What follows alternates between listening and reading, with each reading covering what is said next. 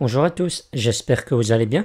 On se retrouve aujourd'hui pour une nouvelle mise au point générale du marché qui fait suite à la clôture hebdomadaire d'hier. Allez, c'est parti. Lors de nos précédents briefs, on avait bien trouvé le mouvement de retournement haussier actuel grâce au W hebdomadaire formé juste devant votre écran. Suite à ça, on avait regardé plusieurs points de sortie, dont un en particulier qui peut arriver à n'importe quel moment. Je parle bien évidemment du 0.382 de Fibonacci. Comme vous le savez, si vous avez suivi les anciennes vidéos, la cassure à la baisse du 0.382 est souvent signe qu'un retournement baissier va arriver. C'est malheureusement ce que le cours nous a fait hier, on a perdu ce 0.382, du coup c'est un signal de sortie pour nous. Par contre, on remarquera qu'il n'y a aucune structure en M, ni en hebdomadaire, ni même en journalier. On a cassé en V-top et pour ceux qui suivent les briefs et les tutos de la chaîne, vous savez que les V-top sont amenés à être testés pour se transformer soit en M, soit en W. De ce fait, on doit s'attendre à un retest de ce V-top tôt ou tard. En attendant, beaucoup d'entre vous ont remarqué que l'indicateur H-Ribbon a donné son signal d'achat. Je vous invite malgré tout à la prudence car malgré que ça reste un indicateur très puissant, il ne reste pas pour autant infaillible, surtout que ceci a déjoué déjà beaucoup d'indicateurs qui étaient jusque-là très puissants. On se souviendra tous du fameux modèle Stock to Flow de plan B qui tenait vraiment bien la route au début. Il prévoyait un Bitcoin aux alentours de 100 000 $ pour ce siècle et au final on s'est arrêté vers les 70 000 $ pour se manger un bear market. On a aussi la fameuse moyenne mobile 200 périodes hebdomadaires sur le Bitcoin qui signe la fin d'un bear market dès qu'on est à son contact. Ça a toujours fonctionné sauf ici. On reste depuis plusieurs semaines sous cette moyenne mobile alors que jusqu'ici on aurait déjà dû rebondir beaucoup plus haut si on aurait suivi la logique des précédents cycles.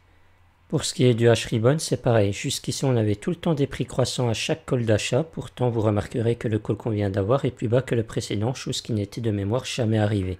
Tout comme si on regarde plus en arrière, à chaque fois que le call se présentait, le cours avait tendance à bien décoller ensuite, chose qui n'est pas tout le temps arrivée durant ce cycle. Tout ça pour dire que plus les gens connaîtront et se baseront sur ces indicateurs obscurs, moins ils seront puissants car trop de personnes auront la même stratégie et c'est intenable. Il faudra toujours avoir des gagnants et des perdants sur ce marché.